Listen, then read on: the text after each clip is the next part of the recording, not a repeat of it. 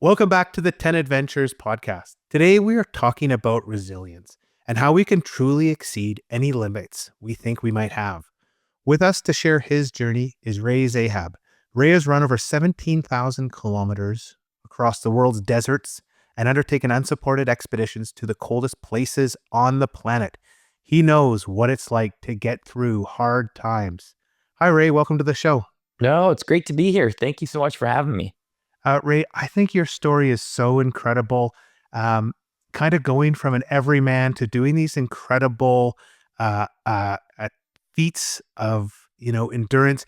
Can you maybe talk a little bit about what it was like growing up and where you were before you transitioned to like embracing all these adventure endurance feats? Well, it's a great question, Richard. I had an amazing childhood. I grew up in the Ottawa Valley. My parents had a small farm. We had horses and rabbits, and there's cows all around, and hay fields and all that jazz. So I grew up outside, but 70s and 80s, right? It was different times back then. And as I got older and as you do, you're out in the country and hanging with your buddies and, we're smoking and drinking and partying. And that leads to, you become an adult and then you're like still doing the same things, we all get to a point in our lives where we question maybe, what we're doing or where we are. And I was at a point, as I was heading towards 30 where I was no longer satisfied with my life and the lack of passion that I had in it or focus or direction or anything. I just really wasn't. I mean, I was like, where's the next party? Basically, that was my philosophy on life, right? And so I was scared at the same time. I was very unhappy and I knew I needed a change, but I just didn't know how to do it. And I'm very fortunate that I have a younger brother who's an incredible athlete. Actually a very well-known strength coach, him and his wife, and they've coached many athletes that many of us know. He's been a strength coach for a lot of great athletes, Olympians, and all these sort of things. And just a really inspiring guy.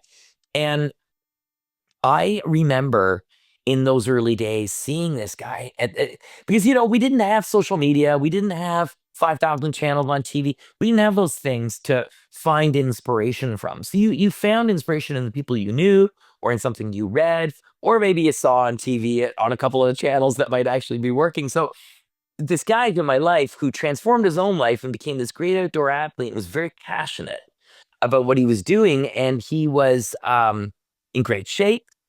And I thought, if I was as stoked as he is, like just a little bit, I think my life would be different.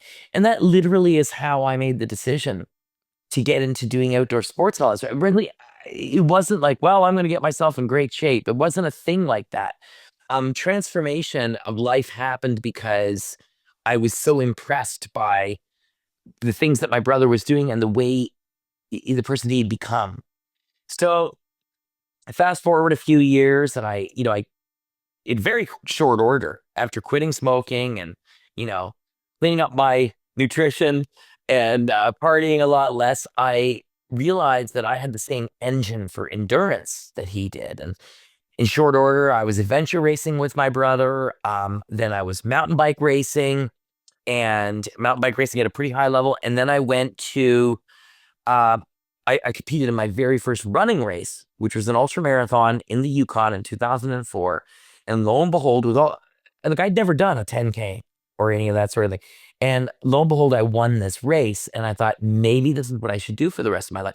It wasn't like maybe I should do this for the rest of my life and find a way to get paid for it. It was, wow, that was so hard. I can't believe I finished it. How did I do that? How do I do it again? And by do it again, I mean, how do I feel that amazing a game that I could be so, I don't want to use the word resilient, but I guess I don't really have much of a choice. Find that resilience in myself with everything that I'm doing, everything day to day. And so I surmised that the only way was to do more ultra marathons. And it just kind of started down that journey. And then running, as I joke, but I'm serious about it, running became my greatest teacher. And that led me eventually to running across the Sahara, which I'm sure you'll ask me about, 7,500 kilometers in 111 days. And that's when I started my professional expedition career. And that's been what now, since 2007. Scary, almost 20 years. I'm interested to go back to when you first started this change. You talked about you changed your nutrition, you started partying less and being active more. For people who are listening who are maybe like they want to do that more, like what are some tips of those initial changes you made from kind of like a regular person, going out with friends, doing things, eating bad, not working out? What were some of the initial changes that were, easy and other people can do, because it's daunting to just think, oh, I want to run 200 kilometers across the Yukon. Well, it's a great question. The first thing is to decide that you're going to do it. And that's a big thing is the commitment. Um, and that first commitment, that early commitment to want to make a change or do something is not to be underestimated. I've often said that the most difficult challenges that we face in our lives are very relative to us as individuals. Like what you may find easy, may find extraordinarily difficult. It's different for every person. We're all individuals. We're all unique. But the one thing that we maybe have in common, and it's something that I did for a long time in my life, was that I would talk myself out of taking risks or taking chances for fear of failure. Now, obviously, I do the opposite, right? I'm willing to go after it. I'm doing it for me. I'm not doing it for someone else's opinion. You know, I'm doing it because it's something that I really want to go after. And I think that we have to find within us that willingness to take a risk. And as a buddy of mine taught me this acronym, there is no fail. There's only a first attempt in learning. You've got to crash a couple of times before you can breach orbit, And so, my number one piece of advice to people is commit to wanting to take the chance, and then start creating a plan and a process to make it happen. Wonderful, wonderful. I want to talk about you mentioned your first big journey was the crossing of the Sahara, over 7,500 kilometers. I think it was 111 days. Kind of my first question is like, how did that trip, like why the Sahara? Why was that your first big trip? Well, it's just everything sort of this entire career that I've been on, the pieces just kind of fall into this natural rhythm and place. And the next thing you know, you're doing this thing. Um, I met two buddies, Charlie and Kevin, ultra running at races. And we came up with this crazy idea together of crossing the entire Sahara Desert on foot. We'd done races in the Sahara, ultramarathons in the Sahara. All of us loved it. And we thought, let's do it. I mean, what's the worst that could happen, basically, right? It was one of those kind of ideas, which I'm sure we've all had those with our friends. So, it was a long process before it happened, but eventually, through 6 degrees of separation, a little bit of serendipity mixed in, Matt Damon, the Hollywood movie star, heard that we were going to do this run, and he said, "You know what? I'll make a documentary film out of this, and use this film as a way to raise awareness and funding for water projects in North Africa, where, of course, we would be running through." So, of course, we were on board with that. Who wouldn't be, right? So, and it was really interesting because of all the expeditions I've done 40 plus expeditions and adventures.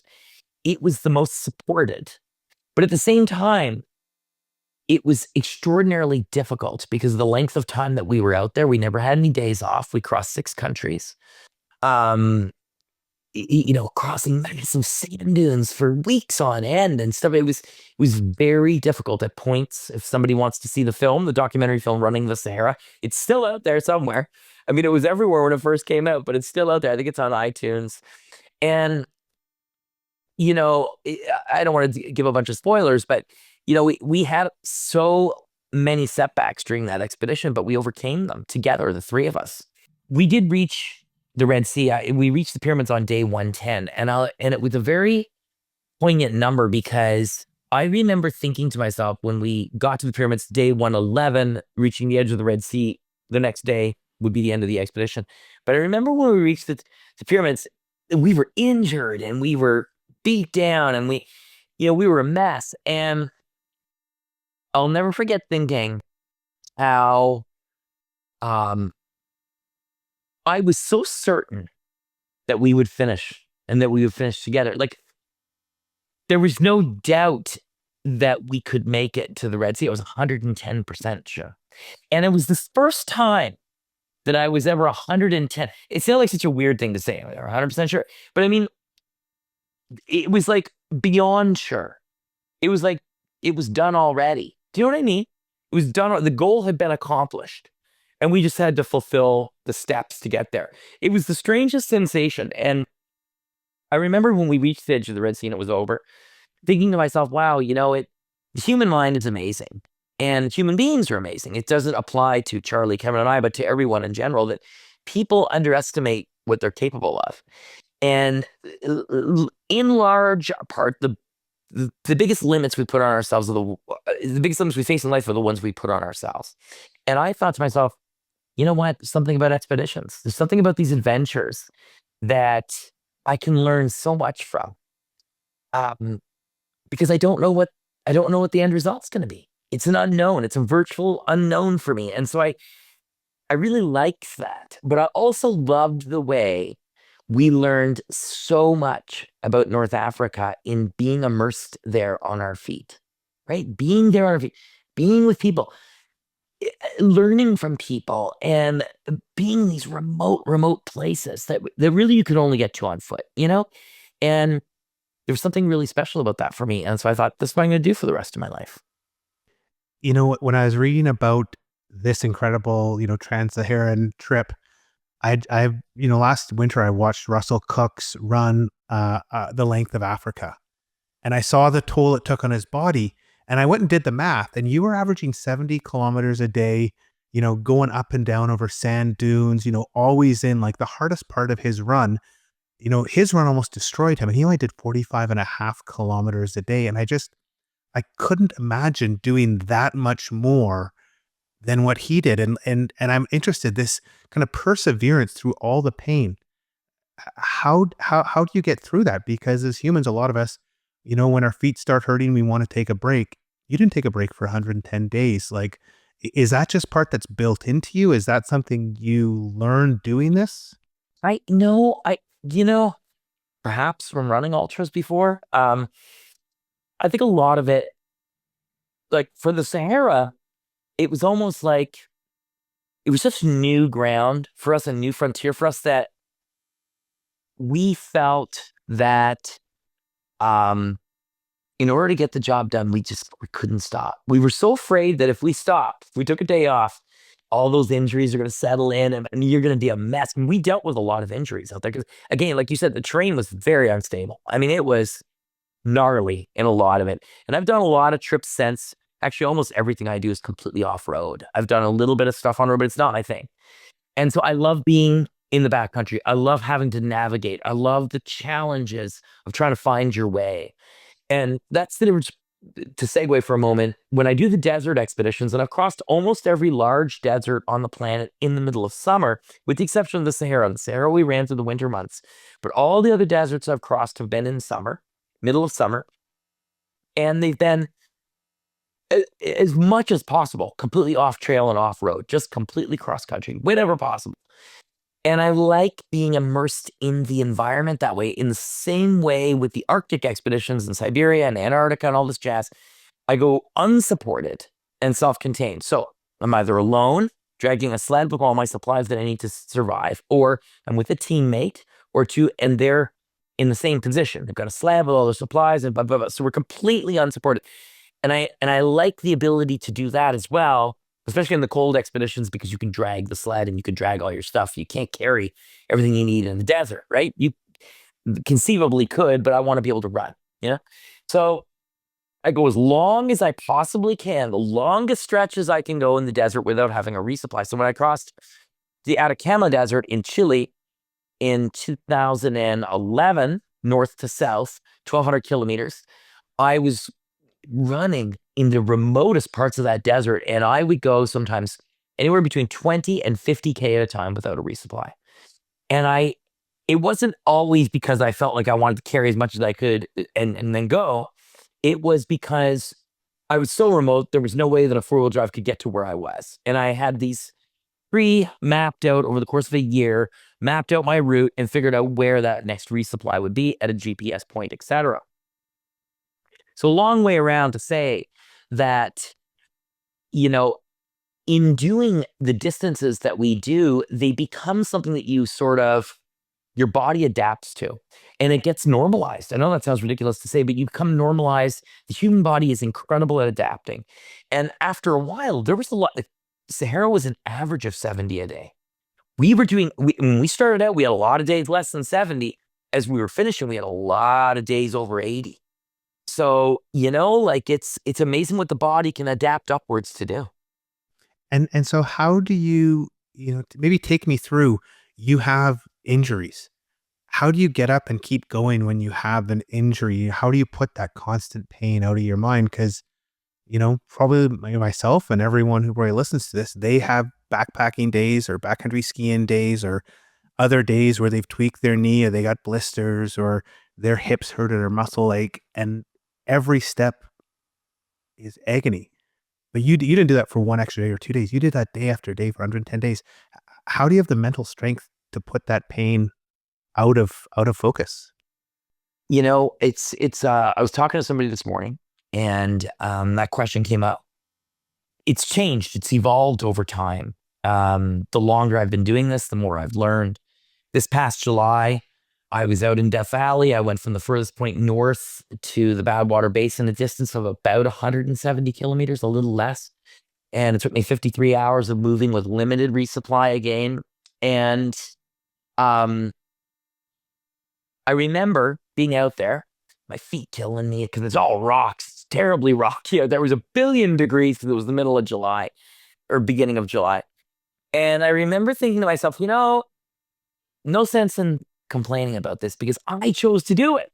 Like, you choose to do it. Like, nobody's saying you have to do this. Like, I chose to do it, right?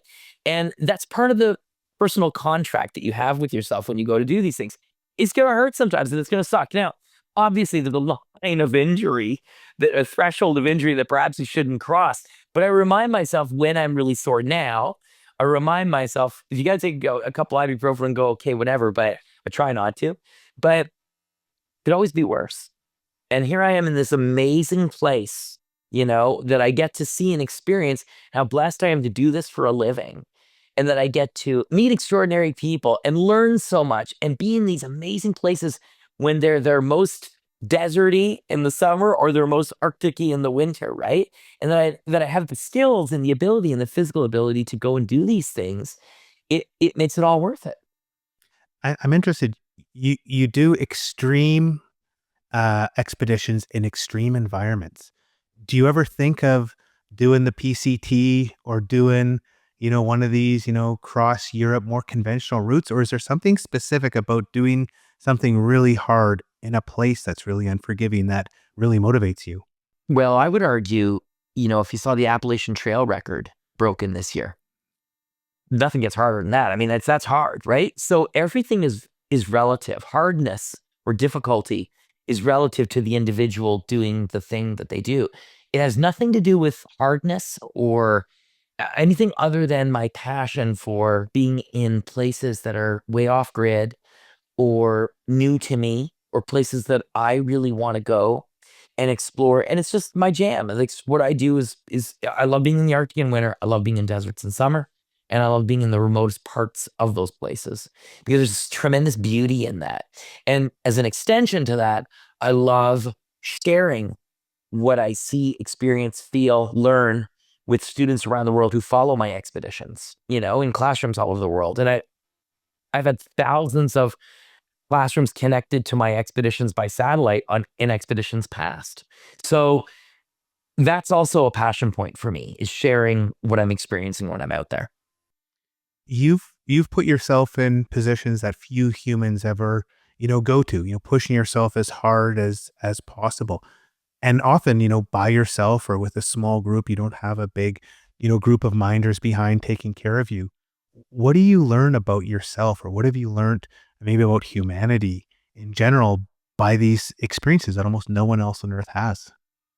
Well, I mean, there's a lot of people doing pretty extraordinary things out there, I gotta say. But for me personally, what have I learned about humanity? That human beings, every person I've met on this planet, Doesn't matter what country, where they are. People are good. In general, people are good. And we all laugh at the same jokes. We all want to have a great meal. We all want to hang out with friends and family.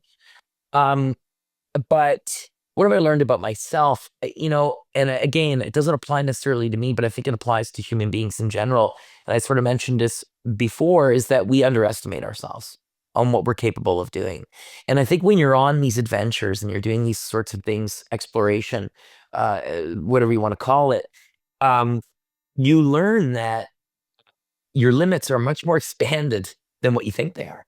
It's not until you're really put to the test that you can really see the old saying, like, let's see what you can do now. Like you're really able to do much more than you think. Now, after all these incredible adventures, you were diagnosed with cancer. Do you think your ability to do these hard things to your body, kind of adventure wise, did that impact how you know, dealt with cancer?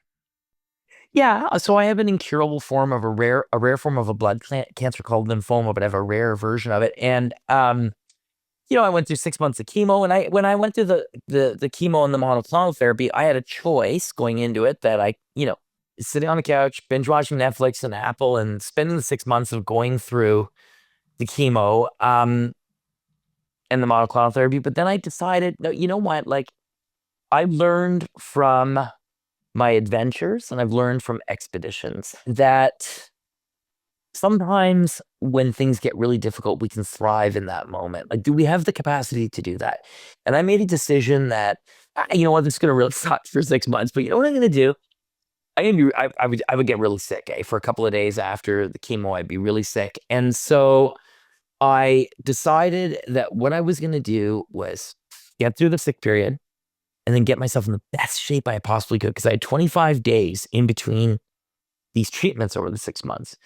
And in those 25 days, first 2 days are gone because I was a disaster, sick.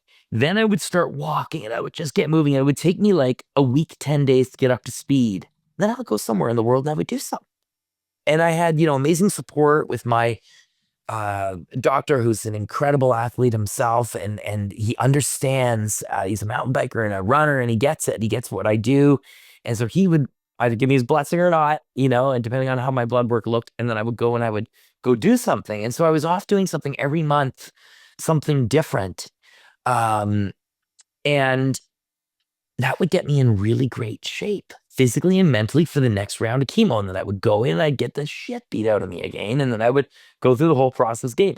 But to answer your question the longest way possible, I do think that the adventures and expedition prepared me in some ways to be able to look at that cancer diagnosis and treatment that way. And to be honest with you, even now, it's going to come back someday. But it's not like I sit around thinking about it. You know what I mean? I'm just so stoked to be in such great shape now. I'm running as strong as in my remission, I'm running as strong as I did 10, 15 years ago. It's crazy. So that's what you focus on. Now, running has been and being active, like those are two big parts of your life. And I'm interested why running is so important for you. And, my impression learning about you is running is important, you think, for all humans. Like it's something that really helps us as humans in a variety of ways. Can you maybe talk a little bit about, why more people should be running? Well, I mean, should they be? I mean, I just think movement is good of any kind. I think in general, we know that movement, the healthier we are, the less disease ridden we are, et cetera. Okay, so just from the basic physiology, I think it's really good for us. I think movement is good. For me, running is also meditative. Like, I go out there and that's my time. When I'm in the forest and I'm out running, trail running, that's my time to just think. And it makes me feel good, and it makes me healthier. So um, I think running in a lot of ways is healing, and it can be transformative. And so, uh, should everyone be running? No, but I think a lot of people would love it if they tried it. Along with all your expeditions, you've also found it impossible to possible. Can you talk a little bit about, with everything going on, why you founded that not-for-profit and what its mission is? So, in brief, Impossible to Possible is nonprofit, charity in the United States, nonprofit in Canada. And our goal is to take young people between the ages of 16 and 21 on adventure-based learning trips all over the world. So we'll conduct an expedition, let's say in Rajasthan or Botswana or the Amazon jungle. Maybe we're learning about biodiversity. We could be learning in Utah. We did the rise of the dinosaurs. We ran across the Grand Staircase. So these youth will go on a week to 10-day either hiking or running, so they're on their feet, expedition. And throughout their adventure, a curriculum is taught by a group of teachers, et cetera, and content creators. And that curriculum coincides with the location of the expedition where it's taking place. A curriculum is created through the thread of the adventure and then is broadcast to classrooms all over the world. The reason I decided, and everything, by the way, is 100% free and we're all volunteers.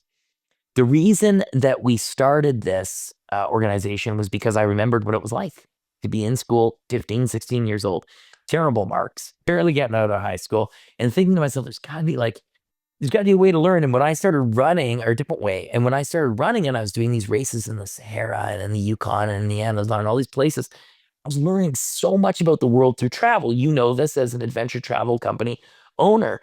People learn so much when they're immersed in a local culture. Or you can learn, for example, from an adventure or from travel. You can learn about history, economics, religion, society, anthropology. I mean, there's so many things you can learn about when traveling. And so I decided I wanted to create something that gave young people an opportunity to have sort of their own mini Running the Sahara. Yeah, I think just with my kids, when we go into the backcountry, backpacking, not having any devices or any distractions, it's a totally different experience. And when you talk to other teens who, are, going their first school outdoor ed trip, it can be transformative just not to have all these other distractions and just kind of be with their thoughts for a bit. Like, you growing up in the 80s, same with me, like we just go outside. We didn't have, we got a Walkman in 1988 and that was incredible to have music. But before then it was just, you're out with the people you have and there's no distractions. Totally. Yeah. I want to come back. I was going to ask, what can somebody do? And you've given the answer about making the commitment, but I want to probe a bit deeper, like to get started and to do something that's meaningful to you. A lot of people have the desire to do something, but I think it's the making the commitment, which is the part that is maybe the black box that they don't understand. Can you maybe talk a bit about someone who really wants to do something but can never get started? How do they make that commitment to actually get started? That, like I said before, the hardest part is getting started. The hardest part is making the commitment. There is no magic in doing it. It's just you almost have to take that first leap and go on autopilot. And that's really the only thing you can do is take that first step, whatever that step is, because all goals are different and all processes of achieving the goal are completely different. But it's finding what that first step is and then committing to taking the first step and actually doing it. It's like jump in the pool. You can test the water as many times as you want. Probably not going to change. You got to jump in the pool. And then once you get wet, then, you can stay in the pool all day long. It's not a problem. I guess it's also identifying, as you said, understanding what that thing you want to make the commitment about is. Absolutely. You have to be able to identify clearly what the thing is that you want, what the goal is. Ray, this has been so great to hear about you and meet you and learn more about all these incredible places you've been and expeditions you've been on and how you've dealt with, these incredible challenges, from the outside, just pure suffering that you've put yourself through. So I want to say thanks for coming on the show and sharing that with us. Thank you so much. And it's been an honor to be here. If people want to learn more about your story, learn more about your charity, where can they find more information about you? Instagram nowadays, there's links on my Instagram bio. If you do that little, you can click on someone's little mini bio. I've got links there. There's like one of those drop down things. I forget what you call it, but it's got a bunch of links on it. Wicked. I'll put a link in the show notes to your Instagram. And with that, thanks everybody for listening to this episode of the 10 Adventures podcast. We'll be back next week to explore the world and hear about more epic adventures.